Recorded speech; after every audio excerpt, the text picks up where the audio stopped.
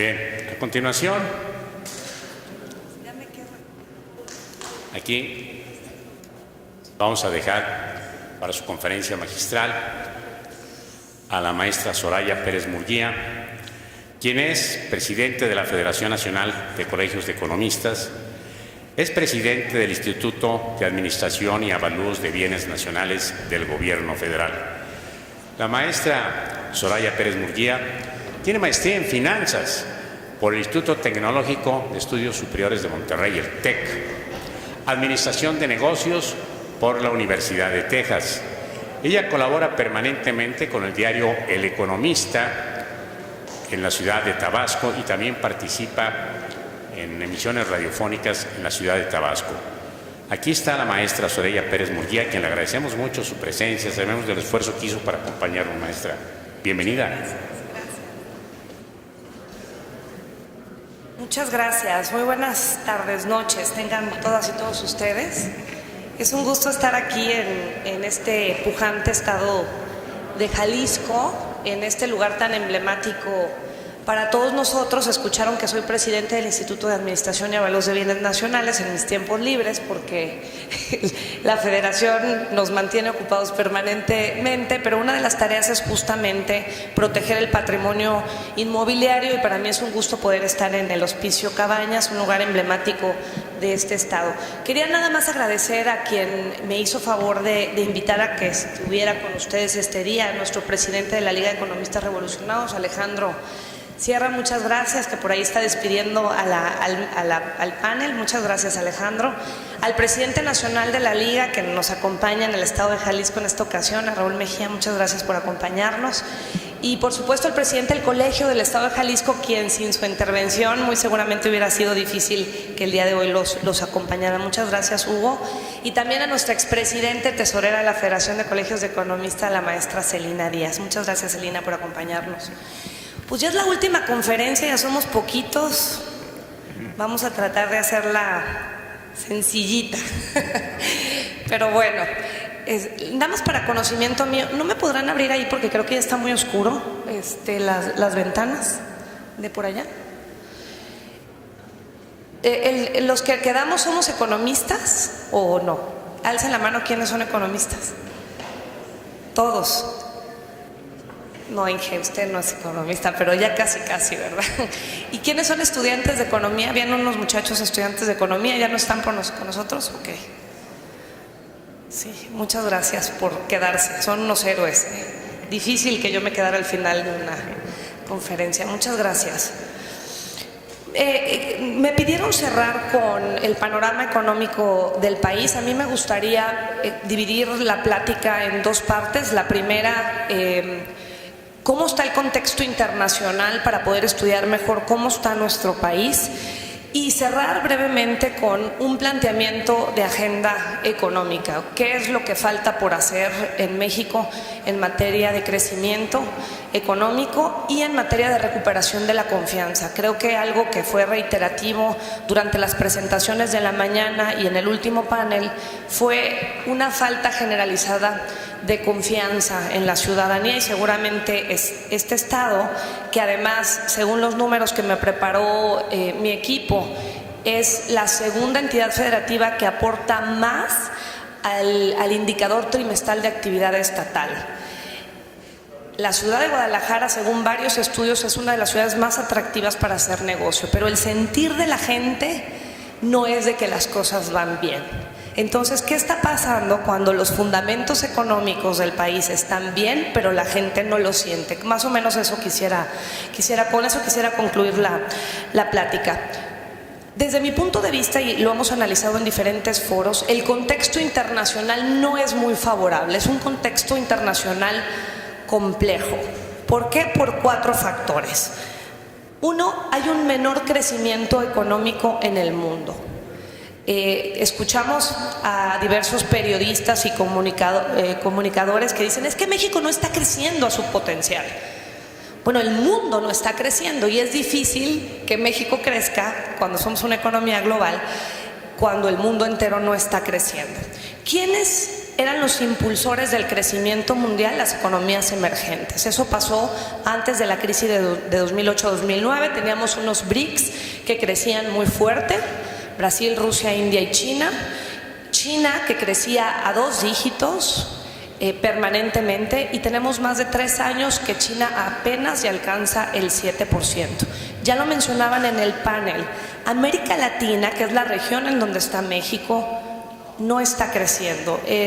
Daban un dato de 0.5%. El Fondo Monetario Internacional tiene crecimiento para América Latina de menos 1%. Europa no está creciendo, en promedio 0%. Japón no está creciendo, en promedio 1%. América del Norte, México, Canadá y Estados Unidos está creciendo muy poco. De hecho, México es el que más crece de América del Norte. Estados Unidos, con quien tenemos una asociación comercial muy importante, está creciendo menos con nosotros. ¿Qué pasa cuando no crece? Y ese es el segundo factor. Cuando no hay crecimiento económico, no hay consumo, no hay economía y no podemos comprar. Entonces lo que está pasando es una desaceleración del comercio mundial. Y en una economía como la mexicana, que es tan abierta, es realmente muy complejo para el contexto interno, para el contexto local. Y la tercera, dije que eran 4 razones que nos están lastimando en el contexto global. La tercera razón es una caída generalizada de las materias primas, cosa que también afecta a México, porque a pesar de que las finanzas del gobierno mexicano ya no dependen tanto como era antes del petróleo, sí es una parte importante de nuestra economía.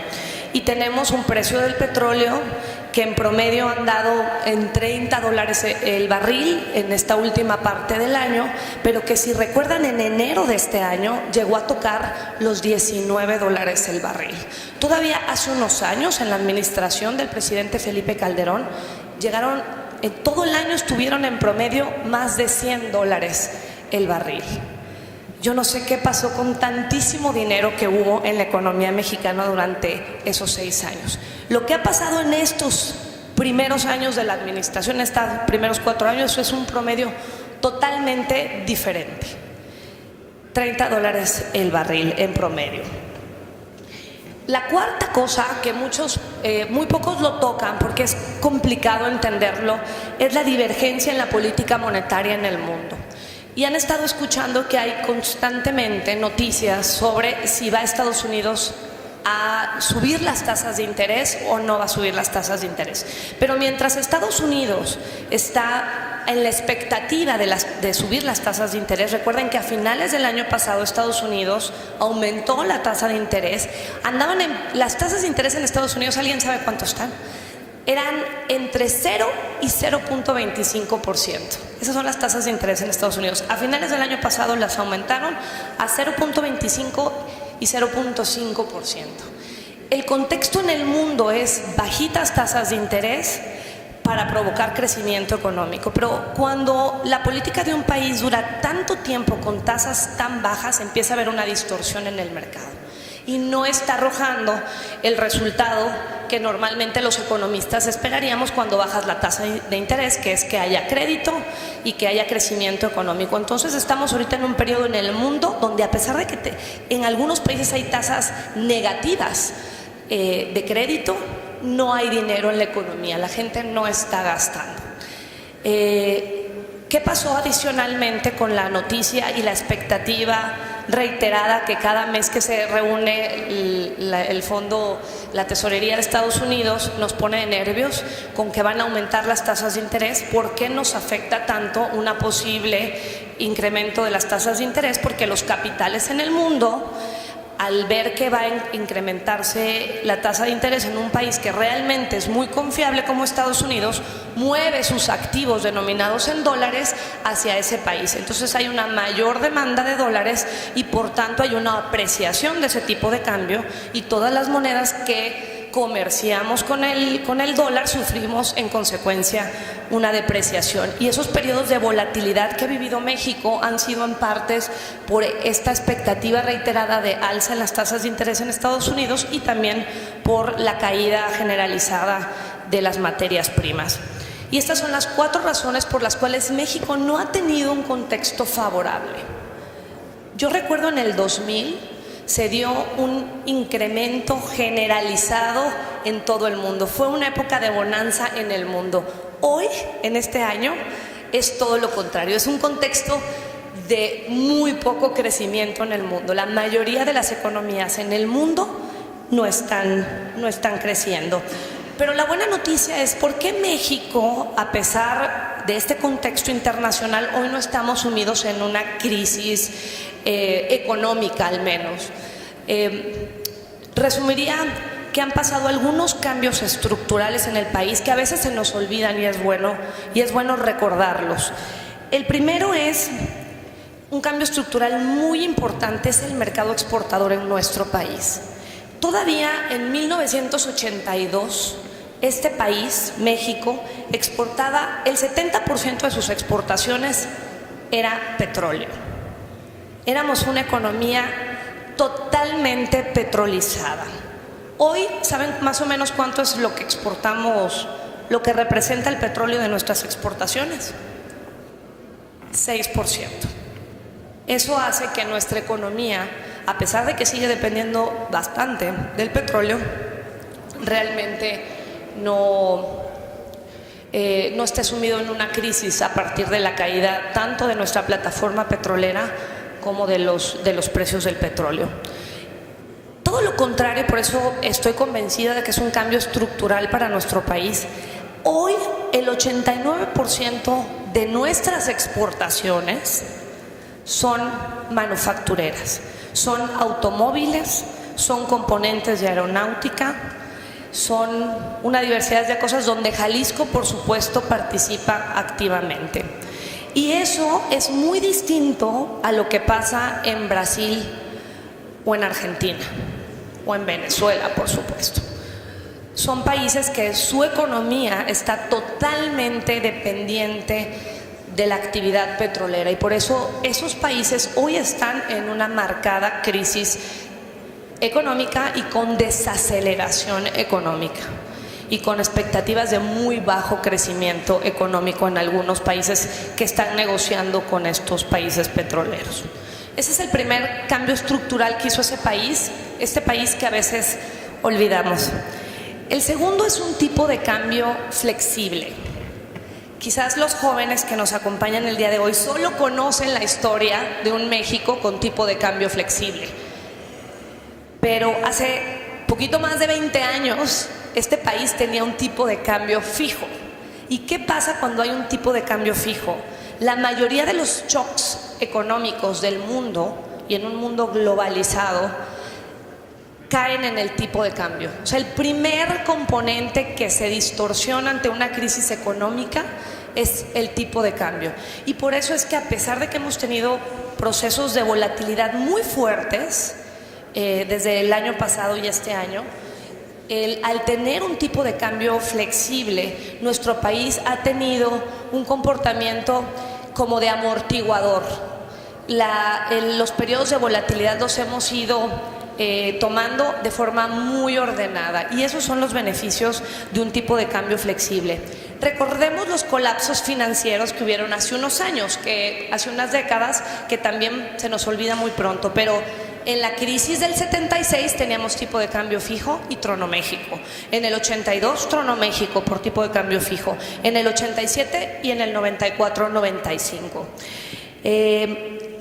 También hay otra cosa. En la crisis del 94-95 teníamos un sector financiero muy débil. El licenciado Cano Vélez, que además es director general de Sociedad Hipotecaria, tengo entendido que abundó bastante sobre la robustez de nuestro sistema financiero, pero en el 94-95 México tenía un sistema financiero realmente muy débil. Tenía mucho crédito y muy poco nivel de capitalización.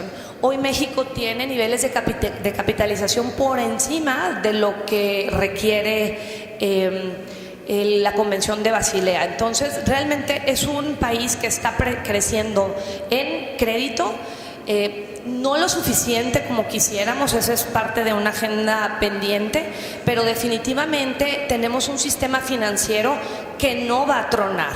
A veces me llegan en los chats mensajitos de la gente que lee en el Facebook y en el Twitter: va a quebrar Bancomer, saquen su dinero, va a tal Sofom. Eso no es posible. Realmente los niveles que hoy tenemos y el sistema financiero que hoy tiene este país no da para que quiebre el sistema financiero, por lo menos no en el corto plazo. Pero ¿por qué digo que sí es una agenda pendiente? Oigan, qué difícil tener la atención de ustedes sin una lámina. Explicar economía sin una lámina es un poco complicado, pero bueno, más o menos lo que tenemos de financiamiento provisto por el sector privado representa en México el 50% del PIB. Cuando inició la administración teníamos alrededor de 42% del PIB. Hemos crecido 8 puntos porcentuales del PIB, que es durísimo. Ha sido un gran reto y lo ha hecho de veras parte la reforma financiera, parte una banca de desarrollo muy comprometida al crecimiento del crédito bancario. Sin embargo, todavía falta mucho por hacer. Para que tengan un ejemplo, Chile y Brasil tienen financiamiento provisto por el sector privado de arriba del 100% del PIB. O sea, es un gran reto en materia todavía de ampliar el financiamiento al sector privado en nuestro país. Entonces, primer cambio estructural de nuestro país es que ya no somos una economía 100% exportadora de petróleo. Segundo, tenemos un tipo de cambio flexible. Muchos sufren por el tipo de cambio, pero la realidad es que es una herramienta que es útil. Efectivamente hemos sufrido un periodo de depreciación importante. Por aquí tenía unos números. Desde 2013 a la fecha nuestra moneda se ha depreciado 50% en promedio. No es poco, efectivamente. No somos el país que más se ha depreciado, pero tampoco somos de los países que menos se ha depreciado. Sin embargo, no es justificante ni para que no nos sintamos mal, pero bueno, Brasil se ha depreciado su moneda 60%, Colombia más de 60%, Rusia 110%, Venezuela 130% y Argentina más de 200%. Sin embargo, a pesar de que nuestra moneda se ha depreciado, hay algo bien importante. La depreciación no ha logrado traspasarse a la inflación. Y esto es porque nuestra canasta básica, es decir, lo que consumen la mayoría de los mexicanos, no tienen que ver con productos importados, con productos relacionados con el petróleo. Incluso normalmente en las charlas de café la primera que te dicen es que nuestra moneda ya no vale nada. Efectivamente, hemos sufrido una depreciación en nuestro país que nos ha permitido amortiguar la crisis global en el mundo. Sin embargo, más del 90% de los mexicanos no ven un dólar en su vida, salvo porque sea derivado de una remesa. La mayoría de los mexicanos no traficamos, no comerciamos con dólares. Entonces, esa es la razón principal por la cual la inflación sigue manteniéndose en los niveles más bajos desde que la hemos registrado, desde los 70s. Parece que va a poder tener un efecto inflacionario, especialmente por los medicamentos, porque sí hay un componente importante de los medicamentos que son importados. ¿Quiénes están sufriendo? Están sufriendo, por supuesto, el sector importador de este país y una parte del sector exportador, porque a pesar de que somos un país exportador, hay una parte muy importante de los insumos de la exportación que son importados, pero se ven compensados al mismo tiempo porque somos mucho más competitivos con nuestra moneda para la exportación. Sin embargo, los que están muy enojados son el sector más rico de la población, porque son los que viajan al extranjero y ya no les alcanza, son los que compran productos importados, son los que están acostumbrados a consumir productos y servicios importados, los cuales pues sí definitivamente pues ya no nos da. Si tenían pensado gastar algo, ahora solo les alcanza para la mitad. Entonces ese es el segundo cambio estructural desde nuestro punto de vista. El tercero es una política coordinada para la estabilidad, así lo llamo yo, porque hace unos años el Banco de México en su autonomía, porque el Banco Central que tenemos, y esa es una gran fortaleza, es un Banco Central autónomo, y la Secretaría de Hacienda, que es otro gran tomador de políticas fiscales y monetarias en nuestro país, cada quien tenían políticas por separado. Hoy vemos a estos dos agentes económicos importantes tomando políticas coordinadas. El Banco de México haciendo recomendaciones públicas hacia la Secretaría de Hacienda y la Secretaría de Hacienda tomándolas. Y una Secretaría de Hacienda haciendo recomendaciones dentro de la Comisión de Cambios en el Banco de México y el Banco de México acatando las recomendaciones de la Comisión. Entonces tenemos dos agentes que están trabajando por la estabilidad, lo cual nos está permitiendo tener una inflación muy, muy baja, realmente la más baja que hemos tenido desde la medición, como ya lo dije. ¿Y por qué es tan importante para los economistas mantener la inflación baja? Porque realmente ese es el eje que tenemos para proteger el poder adquisitivo de los mexicanos. Por eso es que todos los agentes económicos de gobierno estamos tan preocupados por mantener una inflación lo más baja posible, para que nuestro dinero nos dé para las mismas cosas. El cuarto cambio estructural que ha tenido este país y que recientemente han escuchado que ha habido un debate es alrededor de la deuda de nuestro país. He escuchado a muchísimos analistas hablar sobre el mal comportamiento de la deuda en México, que más o menos es de 50% del PIB. No entiendo por qué dicen eso. Problemas de deuda, los que teníamos en el 94 y 95. En el 94 y 95, el 100% de nuestra deuda estaba denominada en dólares. Por eso cuando vino el proceso de devaluación de nuestra moneda, México cayó en crisis. Y dicen que no hay crédito más caro que cuando no lo necesitas. En ese momento tuvimos que pedir un crédito al Fondo Monetario Internacional de 40,000 millones de dólares. Nos endeudamos de la noche a la mañana porque además teníamos el componente de nuestra deuda estaba de corto plazo, con vencimientos inmediatos, 3, 4 meses, 5 meses, 7 meses. ¿Saben cuál es el comportamiento de la deuda hoy de nuestro país? 70% de nuestra deuda está en pesos, a tasa fija. No hay riesgo en nuestra deuda. Y el resto, más o menos el 30% de la deuda, no solamente está denominado en dólares. Hemos hecho emisiones ya hoy en yenes, en euros, o sea, es una deuda diversificada. Entonces, un periodo de volatilidad exclusivo con un país no va a poner en deuda, no va a poner en riesgo el comportamiento global de nuestra deuda. Y tampoco es una justificación, pero quisiera que conocieran los niveles de endeudamiento de otros países. México, 50% del PIB. Japón, 250% de su PIB. Grecia, 180% de su PIB. Estados Unidos, 100% de su PIB. Reino Unido, ya no tan unido, 80% de su PIB. Y además el maturity de nuestra deuda ya no es de 7 meses, 8 meses. El promedio, el vencimiento de nuestra deuda es de alrededor de 8 años. En promedio, 8 años de vencimiento. Quien califica que nuestro país está sobreendeudado no es economista, definitivamente, y no ha hecho una revisión exhaustiva del comportamiento de nuestra deuda en el país.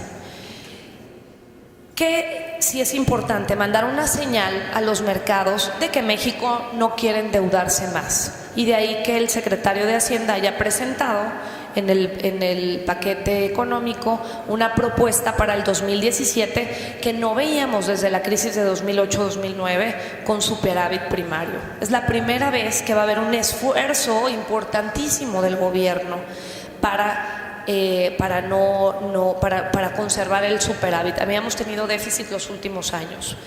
Y esto es realmente muy complicado porque para que haya superávit primario no hay muchas herramientas de política fiscal.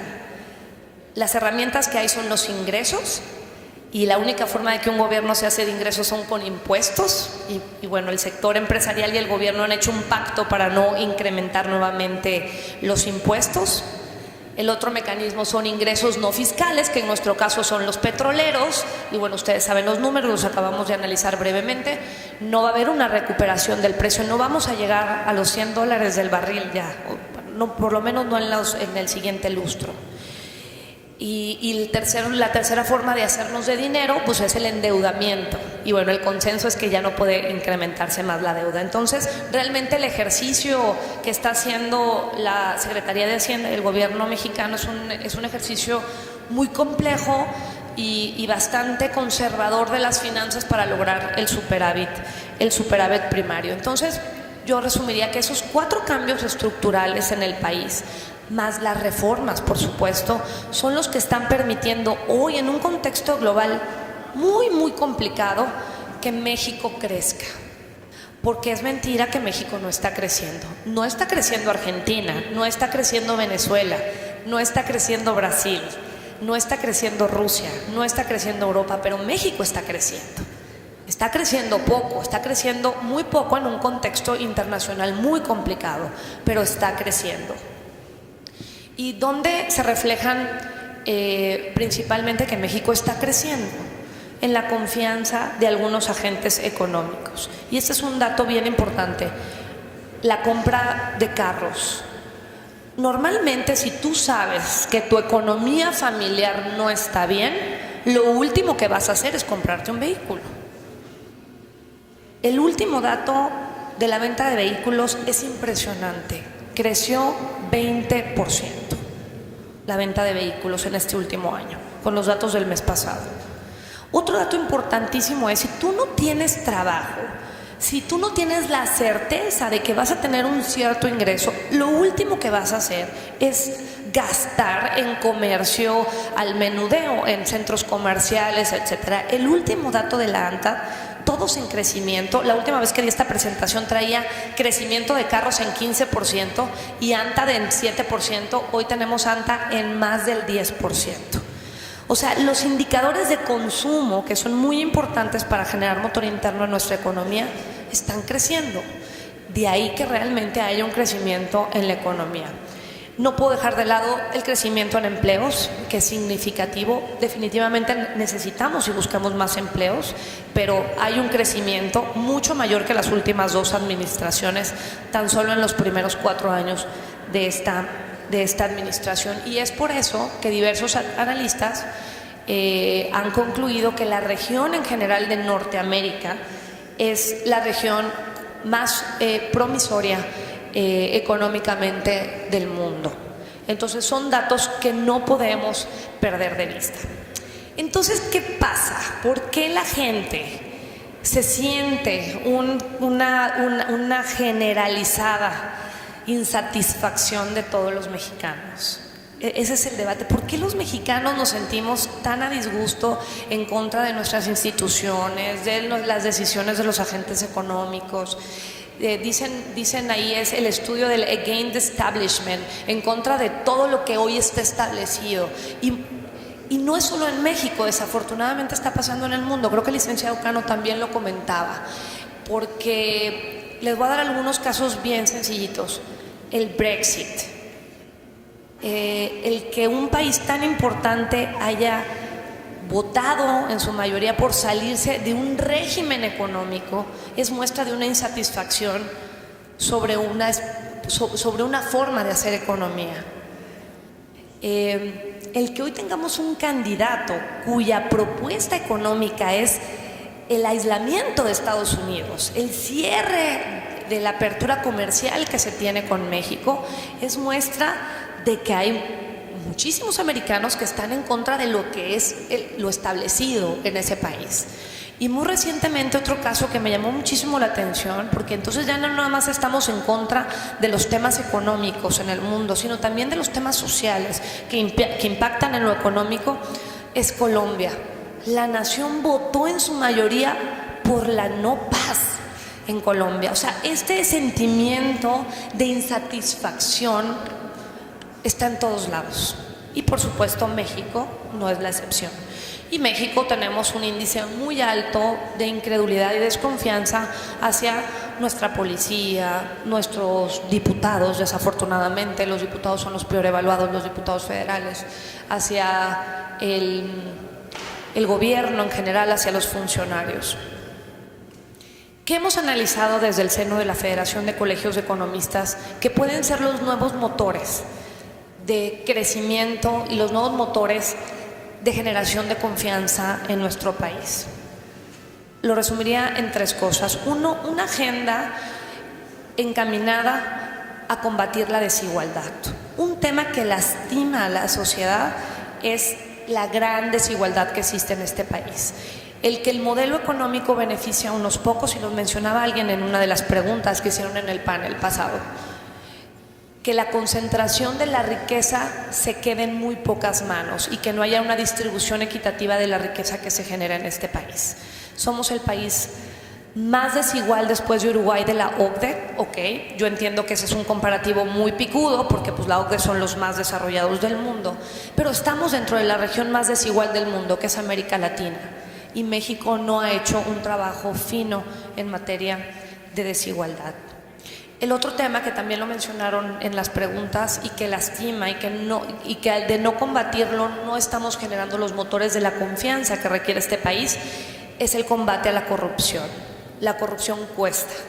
Es un tema económico la corrupción. Cuesta, dependiendo del estudio que ustedes lo vean, entre 6 y 9% del PIB.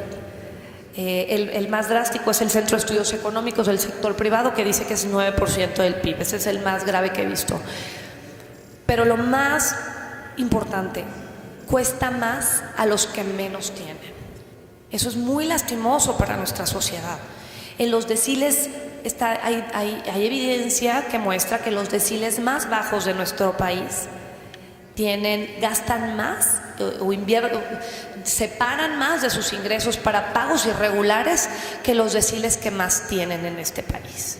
Entonces, mientras este país no haya un combate frontal a la corrupción, digo, afortunadamente hoy tenemos un sistema nacional anticorrupción al cual le tenemos una apuesta muy importante. No hay un sistema nacional anticorrupción en el mundo diseñado tan bien como el mexicano. El reto va a ser la implementación, la credibilidad del sistema, para que los mexicanos empecemos a confiar más en nuestras instituciones. Y yo agregaría un tercer motor para la generación de la confianza: incluir a las mujeres. No porque yo esté aquí en el podio, pero siempre me refiero a esta economía como una economía de 2 motores, un avión de 2 motores, los 2 motores que tienen cuando vuela. Mientras no proveamos suficientes oportunidades para que la mujer se incorpore plenamente a la actividad económica y a la toma de decisiones económicas, es difícil que este avión vuele a su máximo potencial. Seguramente va a despegar a media ala y va a aterrizar a media ala, pero no lo va a hacer en su plena potencialidad.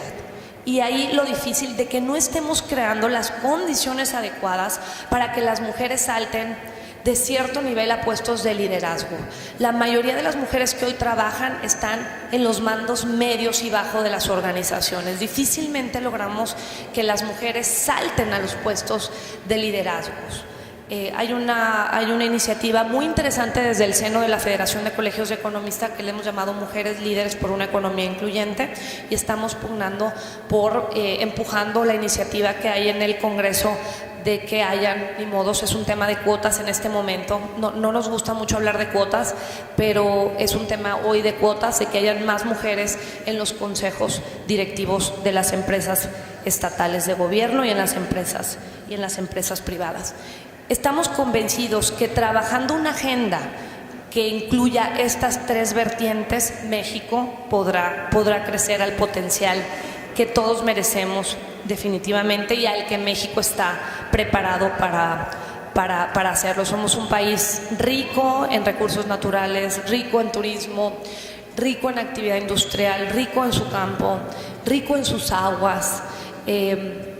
Todas las estaciones del año las tenemos en este país Y es una pena y es una lástima que el gremio de economistas no estemos trabajando para marcar la agenda de desarrollo económico. Así que los invito a que se sumen, por supuesto, a preparar la agenda.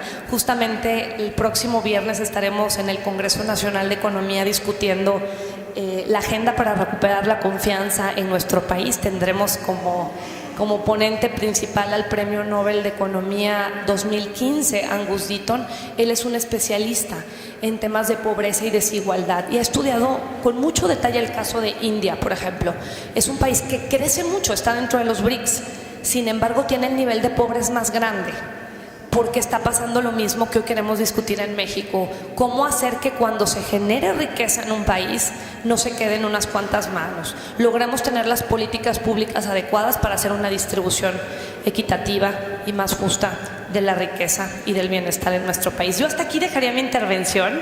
No sé si me gasté mis 20 minutos, pero bueno, ya es la última intervención y bueno, creo que sería mucho abusar si me sigo extendiendo. Hablar de economía podría pasar 3-4 horas sin parar y ya me di cuenta que ni una presentación necesita, eso es más peligroso, ¿eh? Muchísimas gracias por su paciencia y muchas gracias y mucho éxito por el Congreso.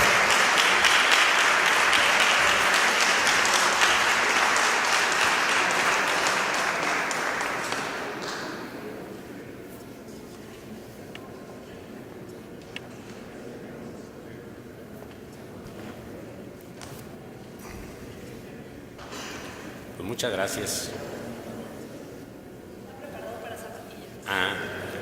Qué bueno. Yo les voy a pedir que por favor pasen al estrado el licenciado Hugo Rangel Guzmán, quien es el presidente del Colegio de Economistas. Y también, para ahorrar un poquito de tiempo, el licenciado Raúl Mejía González, quien es el presidente nacional de la Liga de Economistas Revolucionarios, y el maestro Alejandro Sierra Peón. El licenciado Hugo Rangel Guzmán va a hacer entrega del reconocimiento a la maestra Soraya Pérez Murguía por su participación en este primer Congreso Estatal de Economía.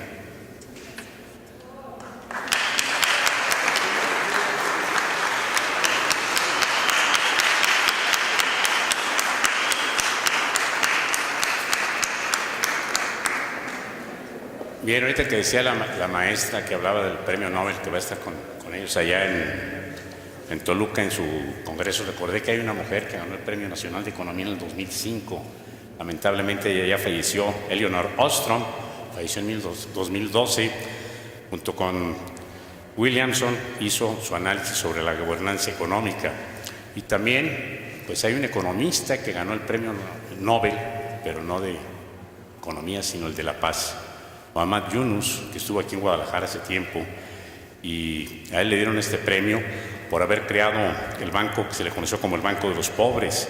Muhammad tenía una frase, yo la considero importante, decía: si los pobres no tienen acceso al primer dólar, no van a ser capaces de generar un dólar más. Un premio Nobel de la Paz, un economista distinguido. Correcto. Yo le voy a pedir que permanezcan aquí en este estrado tanto el maestro Alejandro Sierra Peón como el licenciado Raúl Mejía González para que hagan entrega de los reconocimientos para los expresidentes de la Liga de Economistas Revolucionarios. Para ello también le voy a pedir que nos acompañe el licenciado Francisco Fernández Barragán, para que él mencione a los expresidentes.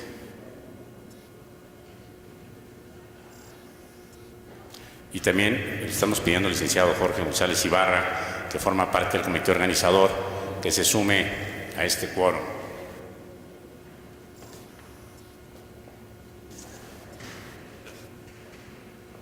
Muy buenas noches. Vamos a empezar con el presidente decano, que hace un esfuerzo extraordinario por estar aquí. Es el licenciado Eugenio Pelayo López, que lo acompaña su señora esposa.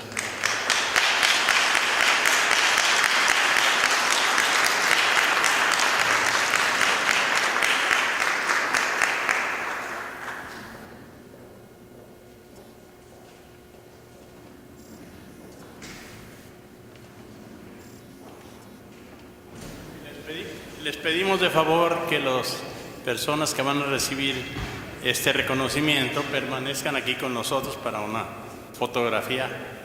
Muchas gracias. Enseguida vamos a mencionar al licenciado. Fue muy querido por todos ustedes. Él fue maestro durante 33 años en la Facultad de Economía. Es el licenciado Jorge Eduardo Cepeda Ruedas. Viene Eduardo, su hijo, a recibirlo.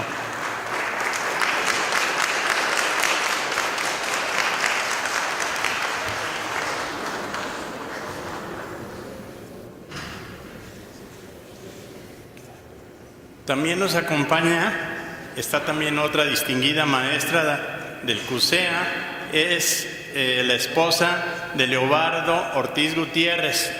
Por favor, si la quieren acompañar al estrado.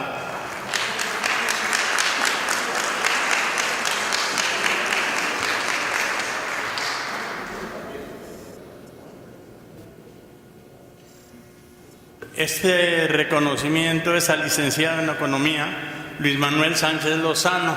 También fue director de Economía, pero creo que no está por aquí, ni alguna persona que lo pase a recoger, no se reportó.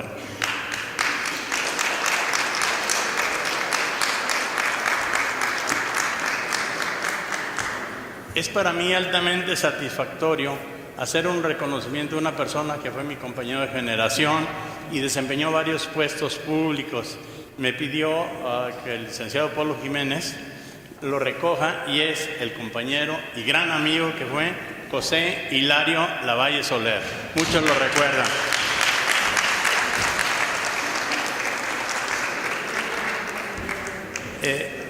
Cuando hay una unión familiar, como es el caso de Gonzalo Hernández Telles, sí, que no se despeguen para la foto, por favor.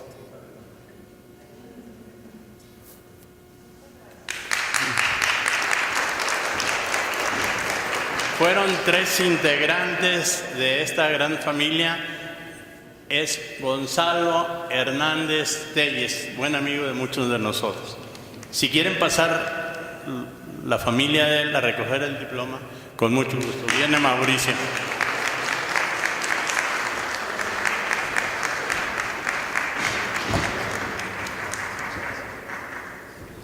En la mañana estaba por aquí el licenciado Alberto Gutiérrez Limón. No sé si... ya lo vi. También fue presidente.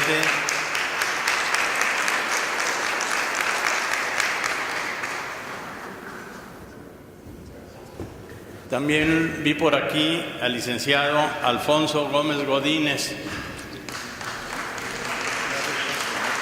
Sí.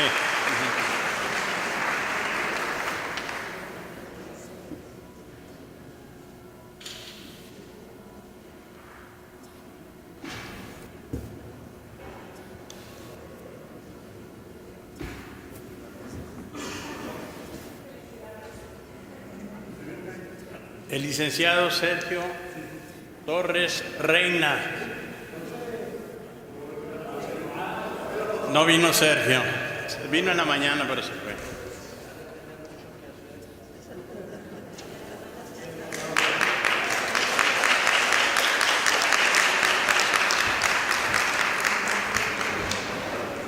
Y al final, el reconocimiento en mi persona, José Francisco Fernández Barragán. Nada más quiero mencionarles que el licenciado Raúl Mejía hizo sus pininos en la Liga de Economistas de Jalisco. Fue un orador muy joven, inclusive de estudiante, y tiene una bonita trayectoria. Lo mismo Héctor Rafael Pérez Partida. Fueron unas personas brillantes, jóvenes, y se han desarrollado mucho y en una forma muy buena dentro de su vida económica y profesional. Muchas gracias.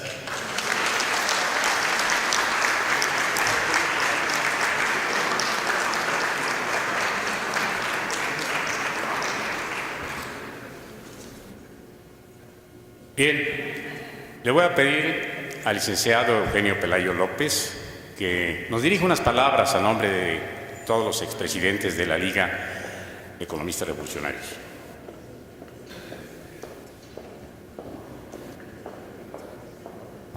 Pues yo creo que a estas alturas todos ya estamos medios llenos de muchas palabras. Sin embargo, quiero a ustedes decirles que me tocó ser, creo que el primer presidente de la Liga de Economistas, y en un tiempo en el cual nuestro partido pues era hegemónico y dominante. Así que el papel que asignamos o tomamos en la Liga en ese momento fue fundamentalmente el académico dentro del partido. Y creo que desde ese punto de vista hicimos muchos trabajos que creímos, con la experiencia profesional de muchos de los que estábamos ahí, que creíamos que iban a ser de gran trascendencia para la administración pública del Estado y del país. Desgraciadamente, esto del respeto a la academia y el respeto a la ciencia económica ha sido muy vapuleado por muchos gobernantes que no tienen ni la menor idea de lo que es la economía. Y hace rato hacías mención de que el que no opina de tal o cual cosa pues no es economista, pero la verdad está que en este país cualquiera se considera economista. Entonces, yo siento que muchos de los errores de nuestro partido han sido precisamente ese, el pensar que se puede opinar sobre la política pública en la ignorancia plena. Y eso hace que, lógico, cosechemos los frutos que ahora cosechamos. Nosotros, muchos, nos podemos defender de la realidad económica y podemos abstraerla y explicarla, pero mucha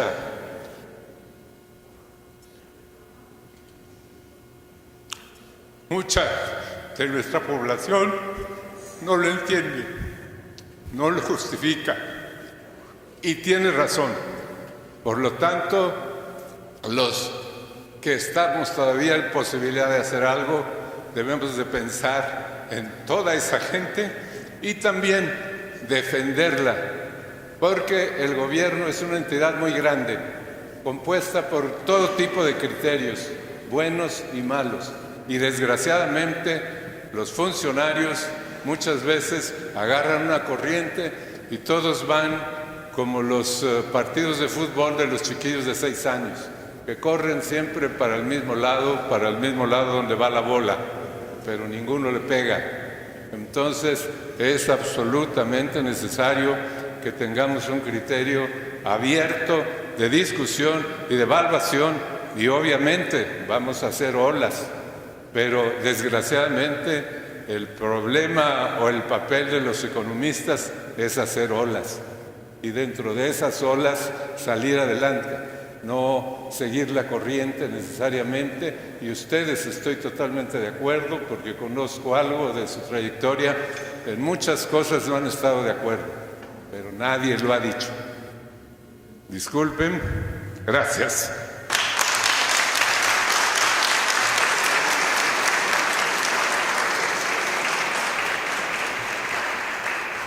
Pues yo quiero agradecer a todos y cada uno de ustedes su presencia en este primer Congreso Estatal de Economía, Hablemos de Jalisco.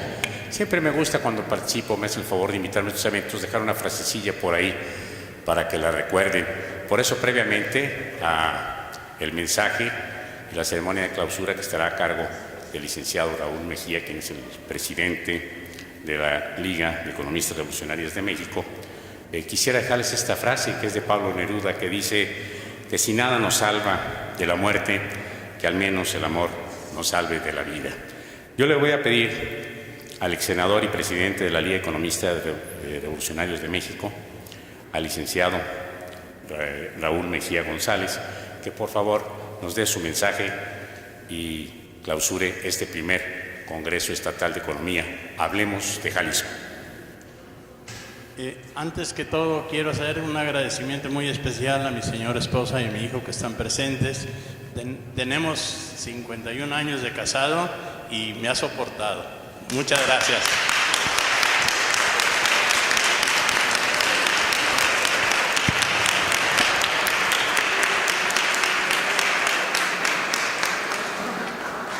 Muchas gracias por la distinción de permitirme clausurar este evento. Llegamos al final de una jornada muy larga, de muchas reflexiones, de muchas ideas, de muchos conceptos económicos, de mucho que hemos hablado sobre Jalisco. El tema que nos convocó Alejandro Sierra como presidente del Comité Estatal de la Liga de Economistas Revolucionarios, que habláramos de Jalisco. Y hemos hablado bien. También mi reconocimiento a Jorge González Ibarra, quien ha sido el coordinador de este evento, a quien siempre le reconocemos todo su trabajo.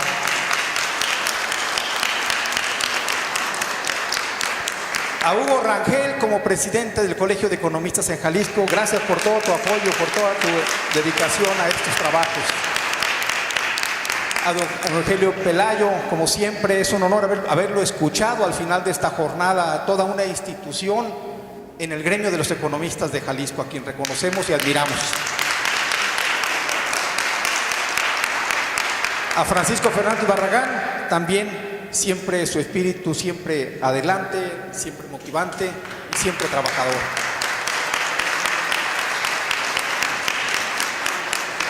Quiero decirle a la maestra Soraya, que cerró con broche de oro este día de trabajo. La Liga de Economistas Revolucionarios se siente verdaderamente honrada con su presencia. Ha sido un honor escucharla. Siempre que escuchamos a Soraya nos da muchísimo gusto, siempre trae ideas muy frescas, muy limpias, muy trascendentes y con mucha visión. Quiero decirles que hoy los economistas, los profesionales de la economía, quedamos muy informados, pero también quedamos muy comprometidos. Yo desde aquí quiero mandarle un mensaje a José Socorro Velázquez, a quien Alejandro te ruego se le participes. Es un economista, presidente del Comité Directivo Estatal, a quien nos dio facilidades para desarrollar este evento, a quien le reconocemos y le decimos que todo lo que haga en el partido que involucre a los economistas y que nos lleve a hacer buena política para llevar a la buena economía con buenos resultados, estaremos puestos los economistas de Jalisco para participar en lo que emprenda. Y decirle también al gobernador del estado, porque este estado, como bien se dijo todo el día, está bien gobernado, está bien administrado y es un estado productivo. Y eso a los economistas nos enorgullece, y más cuando son emanados del Partido Revolucionario Institucional al cual la Liga de Economistas pertenece. Y quiero decirles que vamos a hablar bien de Jalisco, porque Jalisco es el pivote en el occidente de México. Jalisco tiene números e indicadores que pueden ser muy cuantificables. Hablamos de Producto Interno Bruto, hablamos de que está por encima de la media en factor humano, que es un atractivo muy importante para la inversión. Hablamos de todo lo que está haciendo en innovación. Este es el estado capital de la innovación del país. Hablamos de muchas cosas este día y eso lo vamos a decir y muy recio, porque Jalisco está a la vanguardia y está a la altura de nuestro país. Está por encima de la media nacional en todos los aspectos y vamos a seguir que Jalisco siga siendo un ejemplo nacional. Y vamos a hablar bien de México, porque vamos bien. Soraya lo dijo, estamos creciendo, no estamos todavía repartiendo como quisiéramos, pero estamos creciendo. Y ese es una añadidura que tenemos y es una asignatura que estamos aprobando en nuestro país, cuando todos los demás están desaprobados. Y quiero decirles que vamos a hablar bien de México. Hace algún tiempo, antes de 4 años, hablábamos y decíamos, ya no queremos más informalidad, no queremos competencia desleal, y queremos más competencia, y queremos que no nos cobren las largas distancias, y queremos una tercera cadena de televisión, y queremos esto. Hoy lo tenemos todo ello. Tenemos muchas cosas más que tenemos que presumir y tenemos que vincular al presidente de la República por sus logros y resultados con la buena política, con la buena economía. Y por eso estamos muy orgullosos de haber tenido este evento que nos llena y nos nutre de reflexiones, pero que también nos hace sentir que vamos por buen camino y que el proceso transformador que inició nuestro país es la ruta que vamos a seguir para los próximos años. Hoy, 29 de octubre del presente año, siendo las 7:41 de la noche, es muy honroso declarar clausurados los trabajos del primer Congreso Estatal de Economía en Jalisco, Economía para el Bienestar, y hablemos de Jalisco y hablamos bien. Muchas gracias.